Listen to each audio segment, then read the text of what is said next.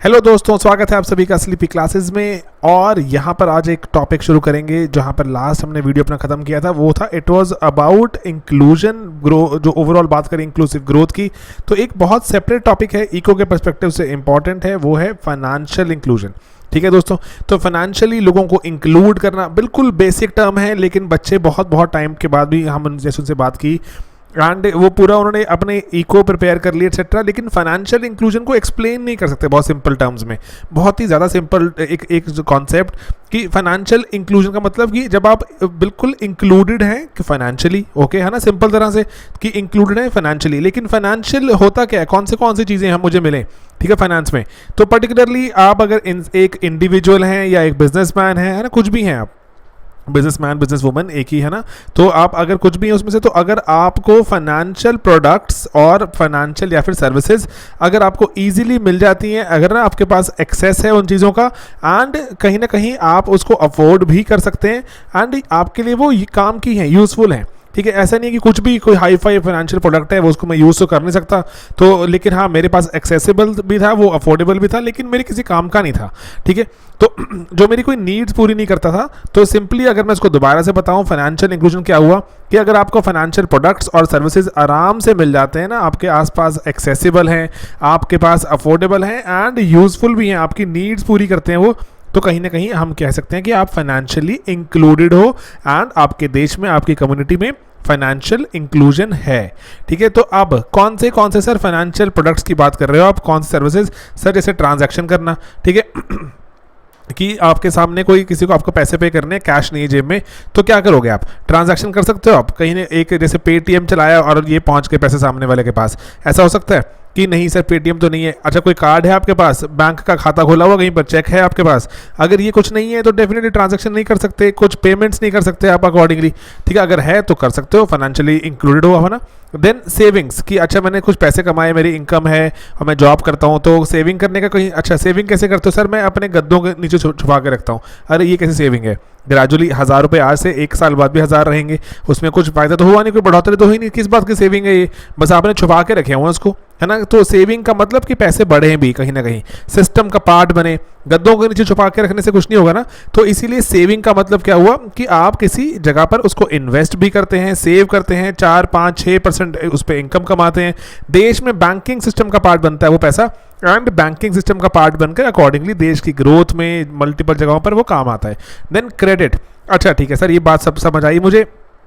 Credit की बात करते हैं अभी कि क्रेडिट नामक चीज़ क्या है, उधार, मुझे बिजनेस चलाना है, मुझे अपना कोई घर बनाना है, 50 लाख रुपए का घर बनेगा मेरा, ठीक है, और जो मेरा बिजनेस चलेगा, पैसे तो 50 लाख तो है नहीं मेरे पास, लेकिन हाँ मेरे पास 25,000 रुपये किश्त देने के लिए मेरे पास पैसे हैं, मेरी इनकम है 50,000 रुपये महीना, मैं 25,000 रुपये किश्त दे सकता हूँ। तो अब मैं क्या करूँ, तो मुझे अकॉर्डिंगली मुझे 25 लाख रुपये का लोन मिल जाएगा, ठीक है, तो अकॉर्डिंगली 25 लाख का लोन मिल जाएगा मुझे, ठीक है जी। तो अब लेकिन लोन मिलने के लिए मुझे जाना पड़ेगा वहाँ पर जैसे 200 किलोमीटर दूर, या फिर कहीं लोन की किस्तें जो, या फिर लोन के जो अफोर्डेबिलिटी की बात करें, इतना महंगा लोन की दर है, मैं लोन की दर नहीं चुका सकता, इतना इंटरेस्ट रेट इतना ज़्यादा है उस पर, ठीक है, कि 25 लाख पे करते करते मैं कहीं ना कहीं 40-45 लाख वापस कर दूंगा इंटरेस्ट मिलाकर। तो क्रेडिट की क्रेडिट मेरे लिए यूजफुल तो था, लेकिन मेरे पास या एक्सेसिबल था या नहीं था, अफोर्डेबल था या नहीं था, ये सब चीज़ें देखनी पड़ेंगी एंड अकॉर्डिंगली अगर ये हैं सब कुछ चीज़ें, हाँ बिल्कुल सर मुझे लग रहा है ठीक है ये, तो कहीं ना कहीं फाइनेंशियल इंक्लूजन हो रही है। एंड देन लास्ट में एक और इंपॉर्टेंट प्रोडक्ट है फाइनेंस का, वो है इंश्योरेंस, कि मुसीबत की घड़ी में मेरे पास इंश्योरेंस के पैसे हैं, मैं रिटायरमेंट हो गई मेरे पास क्या पेंशन फंड था मेरे पास, जो पेंशन की मैंने सेविंग की थी क्या वो इंश्योर्ड थी, ऐसा ना हो ना कि मैंने सेविंग करी लेकिन 25-30-40 साल बाद जब मैं रिटायर हुआ तो वो पैसा इनफ था ही नहीं, वो वाला जो मैंने सेव कर लिया उसके हिसाब से कि मेरे को 25,000 रुपये महीना मुझे मेरी एक इनकम बन जाए, तो 25,000 महीना कुछ रहा ही नहीं वो, क्योंकि कहीं ना कहीं वो इंश्योर्ड नहीं था अगेंस्ट द राइजिंग जो भी अपनी प्राइसेस थी एक्सेट्रा। तो इंश्योरेंस मल्टीपल लेवल पे, हेल्थ इंश्योरेंस है ना, कि मैं बीमार हो गया, पैसे नहीं है जेब में, अब क्या करूँ, मेरा इलाज नहीं हो सकता, तो इसलिए इंश्योरेंस, हेल्थ इंश्योरेंस भी है, लाइफ इंश्योरेंस भी है, जो आपके जो फ्यूचर में पैसा ग्रो कर रहा है वो इनफ रहेगा कि नहीं रहेगा उसकी इंश्योरेंस भी है, आप ना जो पेंशन फंड वगैरह में भी डाल रहे हो, तो ये सब चीज़ों का ध्यान रखें। अगर इन सब चीज़ों को आपके बिल्कुल आपके लिए, जो जनता के लिए, सभी के लिए यूज़फुल हैं ये, बिजनेसेस के लिए, इंडिविजुअल के लिए, तो सबके लिए यूज़फुल भी हैं ये, ठीक है दोस्तों, एंड सबके लिए ये अफोर्डेबल भी होनी चाहिए। एट द सेम टाइम ऐसा नहीं कि अफोर्डेबल तो है लेकिन 400 किलोमीटर दूर जाना पड़ेगा, ये एक्सेसिबल भी होनी चाहिए तो कहीं ना कहीं अगर ये सब कुछ है तो जिंदा हो तुम, आई मीन जिंदा हो तुम मतलब तो फाइनेंशियली इंक्लूडेड हो तुम। ठीक है दोस्तों, तो ये सिंपल सा दिमाग में रखना है कि फाइनेंशियल प्रोडक्ट्स इमेजिन करने हैं, कौन से 3 4 5 हैं आपके सामने, ट्रांजैक्शंस हैं, सेविंग्स, पेमेंट्स, क्रेडिट, इंश्योरेंस, है ना, ये इमेजिन करने। एंड देन इनको इमेजिन करने के बाद आपने बताना है कि ये सब चीज़ें अगर आपको अगर आप अफोर्ड एक्सेस एंड जो इनको यूज़ कर सकते हैं, आपकी नीड्स को पूरा करती हैं, तो डेफिनेटली समझ कि आपकी योर गवर्नमेंट, योर जो भी जो एडमिनिस्ट्रेशन और वट जो आपके कॉर्पोरेट मार्केट, कॉर्पोरेट सेक्टर जो भी है, वो आपकी ज़रूरतों को पूरा करते हुए आपको फाइनेंशियली इंक्लूडेड बना रहा है। ठीक है, उसको भूलोगे तो नहीं, सिंपल सा बिल्कुल चीज़ है। बहुत आप जाके चेक करना किसी दोस्त भाई बंधु को जो लेट्स से कहीं अपने आप से जैसे बहुत से लोग तैयारी कर रहे हैं या फिर कहीं और जो पढ़ाई कर रहे हैं, उनको भी थोड़ा सा सब पढ़ाओ, समझाओ कि सिंपल चीज़ें हैं, इनको गलत नहीं करना। ठीक है, तो जैसे कहीं पे सिंपल से आपको मैं बात क्या बताना चाह रहा हूँ यहाँ पे कि जब आपको ये बेसिक कॉन्सेप्ट्स क्लियर होने शुरू होते हैं ना कि अच्छा फाइनेंशियल इंक्लूजन का मतलब क्या है, तो अकॉर्डिंगली आप हायर ऑर्डर कॉन्सेप्ट्स, मुश्किल सवाल अपने आप सॉल्व करना शुरू करते हो जब आपको बुनियादी चीज़ें अच्छे से सॉल्व हो जाते हैं, आपके दिमाग में अच्छे से बैठ जाती हैं। ठीक है, चलिए आगे बढ़ते हैं। तो इसीलिए अब आपको ये सब कुछ, अगर आपको ये सब प्रोडक्ट्स वगैरह मिल रहे हैं एक रिस्पॉन्सिबल मैनर में, एक सस्टेनेबल मैनर में, तो कहीं ना कहीं ऐसा काम ठीक चल रहा है। क्योंकि देखो सस्टेनेबिलिटी एक बहुत ही इंपॉर्टेंट एक मुद्दा है कि ऐसा नहीं है कि हाँ सरकार ने 5 साल तक तो दे दिया लेकिन उसके बाद सरकार के पास सारे पैसे खर्च हो गए, क्योंकि सरकार ने लेट्स से कि आपके इंटरेस्ट रेट को कम करने के लिए सरकार ने बहुत सारी सब्सिडी दी हुई थी कंपनीज को, लेकिन सरकार के पास पैसे खत्म हो गए, अब सरकार दिवालिया हो गई, अब क्या करें। तो सस्टेनेबली हो रही है कि जितना खर्चा आ रहा है उसको कहीं ना कहीं पूरा भी कर पा रहे हैं हम, तो सस्टेनेबली होगा तो चलता रहेगा, है ना, लोग इंक्लूडेड होने शुरू हो जाएंगे बहुत जैसे, और ये लॉन्ग टर्म प्रोजेक्ट है, अच्छा से पूरा हो जाएगा, तो इसका ध्यान रखना जरूरी है सस्टेनेबिलिटी का। ठीक है, चलिए अब आगे की तरफ बढ़ते हैं। यहाँ पर अब फाइनेंशियल इंक्लूजन पे कुछ 1-2 रिपोर्ट्स अगर याद हो जाएं तो बहुत ही मजेदार है। तो जैसे एक जो आपको पता होगा, जैसे जो हमारे आरबीआई के पहले गवर्नर थे, उसके भी पहले जैसे जो डॉक्टर रघुराम राजन की कमेटी बनी, एंड उन्होंने एक रिपोर्ट सबमिट करी ऑन फाइनेंशियल सेक्टर रिफॉर्म्स, कि फाइनेंशियल सेक्टर रिफॉर्म्स में उन्होंने बात की थी कि हमें छोटे छोटे कदम उठाने होंगे अगर हमें लोगों को फाइनेंशियल इंक्लूजन देनी है। हिंदुस्तान का तो बहुत बड़ा कंट्री है, एंड यहाँ पर हमें 100 स्मॉल स्टेप्स लेने पड़ेंगे, बहुत सारे लेवल पे काम करना पड़ेगा, तभी ही हम अपने जो देशवासियों को हम अच्छे से फाइनेंशियल प्रोडक्ट्स दे सकते हैं। ठीक है, तो जैसे सबसे पहले वो क्या बोलते हैं कि हमें 3 चीज़ों का एक्सेस देना होगा, 3 चीज़ें लोगों तक पहुंचानी होंगी। कौन सी? एक तो कंटिजेंसी प्लानिंग, कि कंटिजेंसी मतलब कि थोड़ा सा मुसीबत के समय में जब हमें चीज़ें चाहिए होती हैं उसके लिए प्लानिंग के लिए प्रोडक्ट्स होंगे जो वो लोगों तक पहुंचाने होंगे। फॉर एग्जांपल रिटायरमेंट के वक्त जो सेविंग चाहिए, बफर सेविंग की, कभी लेट्स से कि आपको कुछ एक्स्ट्रा पैसे की रिक्वायरमेंट कभी हो जाती है ना, तो बफर चाहिए आपको हमेशा। एंड देन कहीं ना कहीं ऐसी कंटिजेंसी जो कि इंश्योर की जा सकती हैं, जैसे हेल्थ की या फिर लाइफ की इंश्योरेंस, कि अगर कोई लेट्स से कोई घर में अर्निंग मेंबर की डेथ हो जाती है तो ऐसी उस कंटिजेंसी में क्या करें, एकदम से सोर्स ऑफ इनकम चला गया तो वहाँ पर होनी चाहिए लाइफ इंश्योरेंस, है ना। तो ये कंटिजेंसी के नाम पर अच्छा फ्रेमवर्क है, इसको थोड़ा ध्यान में, तभी यहाँ पे आपके सामने प्रेजेंट कर रहा हूँ कि जो रिपोर्ट है 100 स्मॉल स्टेप्स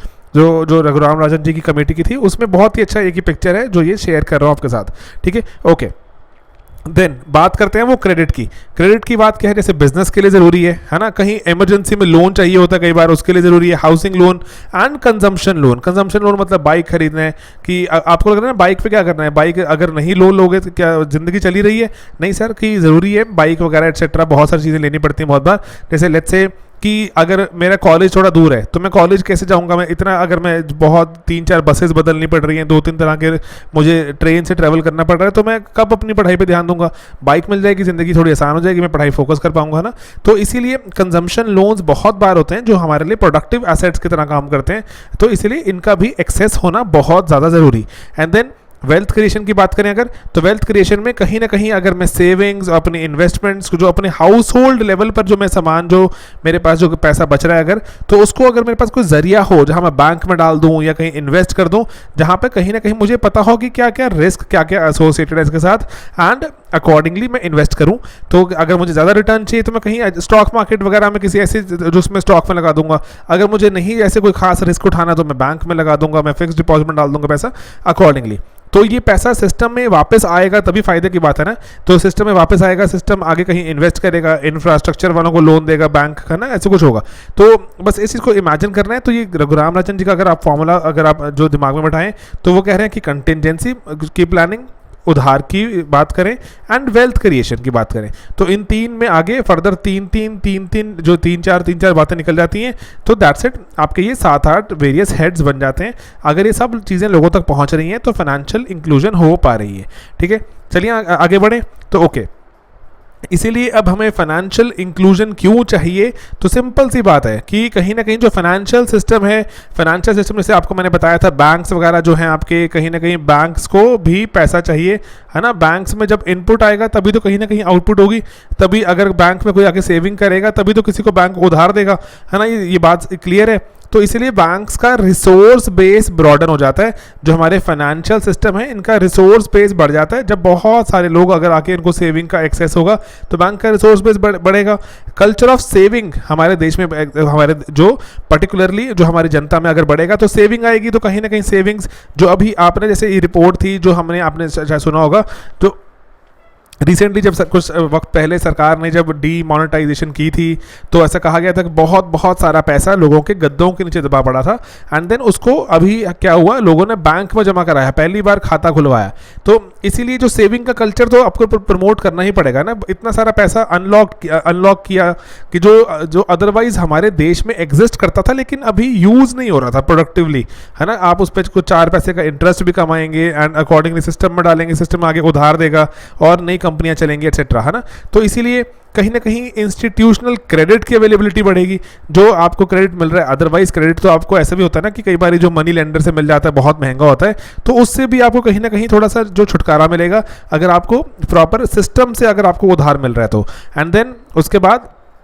ये क्या करेगा कि जैसे जनरली जो लो इनकम ग्रुप हैं, लो इनकम ग्रुप को जब बैंकिंग के दायरे में ले आएगा, अब हम अगर ले आएँ तो कहीं ना कहीं हम उनको जैसे मुसीबत की घड़ियों में एटसेट्रा हम उनको वहाँ पर थोड़ा प्रोटेक्ट कर सकते हैं। एंड जो इसलिए हम उनकी जो उनकी फाइनेंशियल वेल्थ वगैरह को थोड़ा प्रोटेक्ट कर सकते हैं। कि देखो एक ना बात आपको कहीं ना कहीं एक बात थोड़ी समझनी बहुत ज़रूरी है कि जैसे अगर एक ऐसी मान लीजिए एक लोकेलिटी में रहते हैं जहाँ पर आपका घर भी कच्चा है एटसेट्रा, आप डेली वेज अर्नर हैं, इमेजिन कीजिए खुद को, ठीक है, डेली वेज अर्नर हैं। आपने जो पैसा कमाया, आपने पैसा कमा के आपको अपने घर के नीचे, उसमें अपने पिलो के नीचे छुपाना पड़ता है या कहीं पे रखना पड़ता है। कुछ नहीं पता कल आप घर वापस जाएं तो पैसा वापस मिलेगा कि नहीं मिलेगा। तो आपकी जो फाइनेंशियल वेल्थ जो आपने कमाई वो प्रोटेक्टेड तो बिल्कुल ही नहीं है। एंड देन अगर आपका बचा रह भी गया तो उसके बाद उसमें कोई ग्रोथ नहीं है, इन्फ्लेशन उसको खा रही है। तो इसीलिए कहीं ना कहीं हमें इन सब चीज़ों से लोगों को अगर बचाना है तो उनको फॉर्मल बैंकिंग सिस्टम का कहीं ना कहीं पार्ट बनाना पड़ेगा, ठीक है। एंड देन जो हमने बात की, जो हमारे पास जो मनी लेंडर्स हैं और जो एक्सप्लॉइट करते हैं जो वल्नरेबल लोगों को, जो इजी, जैसे जो आप बोलते हैं कि अच्छा मेरे से उधार ले लो, लेकिन बहुत ज़्यादा high rate of interest charge करते हैं, बहुत बड़ी दिक्कत भरी बात है। एंड लोग जो परपेचुअली डेट ट्रैप का शिकार हो जाते हैं कि एक उधार पूरा करने के लिए दूसरा उधार ले रहे हैं, उसको पूरा करने के लिए तीसरा उधार ले रहे हैं। एंड इवन की जो स्लेवरी तक की बात आ जाती है, ठीक है। हमारे पास जैसे जो यूएन की रिपोर्ट है स्लेवरी वाली, उसमें यही बोलते हैं कि उधार लिया था वापस नहीं कर पाए तो अब स्लेव बन के रहते हैं। स्लेव बन के कैसे रहते हैं, घर का काम करते रहते हैं बिना किसी पैसा लिए। और जैसे लेट्स से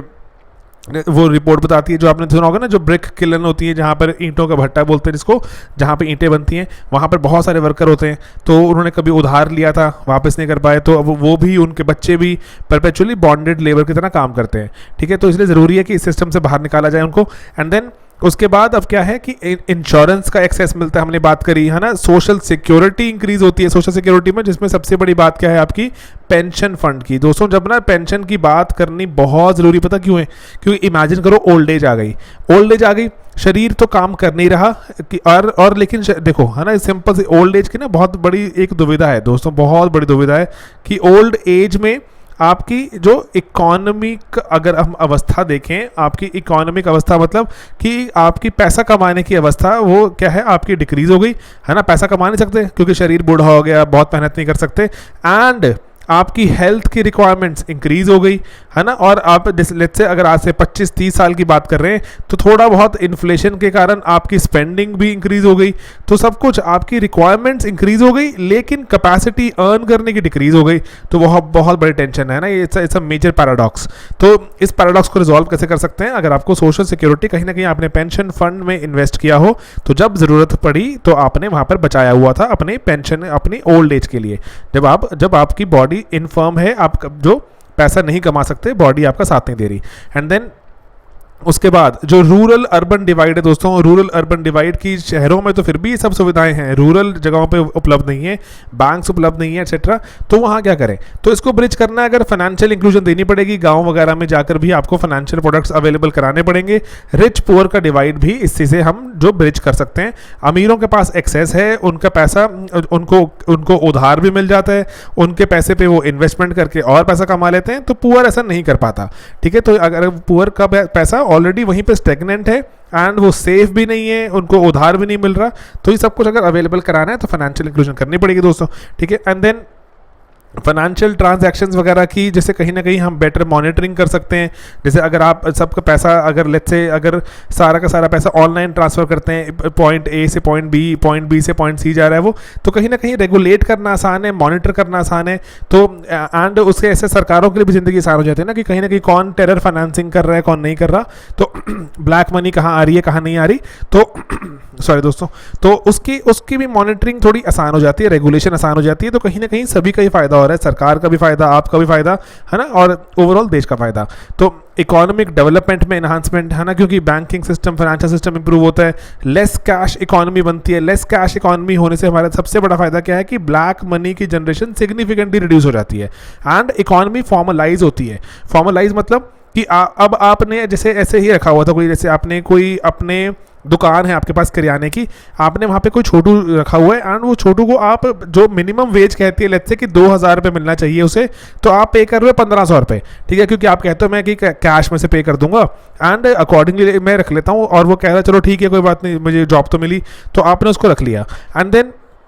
लेकिन अगर आप उसको फॉर्मलाइज सिस्टम का पार्ट रखते, अगर आप उसके ट्रांजैक्शंस ऑनलाइन करते, TDS कटता, कुछ भी होता है ना, अगर बैंक खाते में पैसे जमा होते, तो सरकार के रेगुलेशन का पार्ट बनता है, वो अकॉर्डिंगली मिनिमम वेज देनी पड़ती, तो सबका फायदा था उसमें ना। तो इसीलिए यहाँ पर हाँ, जो पैसा पे कर रहा है उसका फायदा नहीं है, लेकिन जनरली जो आपने जो वर्कर रखा है एक्सेट्रा, उसका फायदा होगा। जो एक्सप्लॉयटेशन से कहीं ना कहीं थोड़ा सा हम रोक सकते हैं। एंड देन जो आपकी जो बेनिफिशरीज हैं जिनको सब्सिडीज़ मिलनी है, उनकी सब्सिडीज़ एग्जैक्टली टारगेट की जा सकती है, क्योंकि उनके बैंक खाते के बारे में हमें पता है, ये रहा बैंक खाता, इनको ये किसान है, इन किसान को इतने इतने जो इनके पास ज़मीन है और इतना खेती बाड़ी करते हैं, तो अकॉर्डिंगली फर्टिलाइज़र की सब्सिडी इतनी डाल देते हैं इनके खाते में, अकॉर्डिंगली हम इलेक्ट्रिसिटी की सब्सिडी इतनी डाल देते हैं एक्सेट्रा। ठीक है, तो टारगेटिंग करनी बहुत ज़्यादा हमारे पास जो आसान हो जाती है। तो दोस्तों क्विक रिपीट कर रहा हूँ मैं यहाँ पर कि क्या है, ठीक है, कि फाइनेंशियल इंक्लूजन के फायदे क्या है, कि रिसोर्स बेस बढ़ता है हमारे फाइनेंशियल सिस्टम का, है ना, सेविंग का कल्चर आता है, इंस्टीट्यूशनल क्रेडिट मिल पाता है, लो इनकम ग्रुप को सबसे ज़्यादा फायदा है, इससे प्रोटेक्शन होती है उनकी वेल्थ की, और मुसीबत की घड़ियों में उनको पैसा भी अवेलेबल हो सकता है कि जाएं और बैंक से पैसा निकाल लिया। एंड देन वेलनरेबल, जो आपको जो आपके बहुत सारे जो वल्नरेबल जो सेक्शंस हैं सोसाइटी के, जिनको जो मनी लेंडर्स ने बहुत high rate of interest charge किया, डेट ट्रैप में फंस गए, उनको बचा सकते हैं हम। देन इंश्योरेंस की फैसिलिटी मिलती है, सोशल सिक्योरिटी मिलती है, rural urban divide, rich poor divide capture करने की ट्राई करते हैं हम कहीं ना कहीं, और मॉनिटरिंग करनी आसान है इसकी पूरी ट्रांजैक्शन की। इकोनॉमिक डेवलपमेंट में फायदा होता है, लेस कैश इकोनॉमी बनती है, इकोनॉमी फॉर्मलाइज भी हो जाती है, ये बात बिल्कुल मत भूलना। एंड देन बेनिफिशरीज की टारगेटिंग में तो हेल्प हो ही रही है। ठीक है दोस्तों, तो एक काम करते हैं, एक छोटा सा वीडियो और करते हैं यहाँ पर, उस वीडियो में क्वेश्चन डिस्कस करते हैं कि, और वो क्वेश्चन थोड़ा सा ऐसे ब्रॉडर क्वेश्चन है, क्योंकि ग्रेजुअली मेंस के क्वेश्चन आंसर लिखना भी शुरू करो, तो उसके बारे में बात करते हैं। ठीक है दोस्तों, चलिए अगले वीडियो में आए एंड करते हैं, चलो एक क्वेश्चन की डिस्कशन।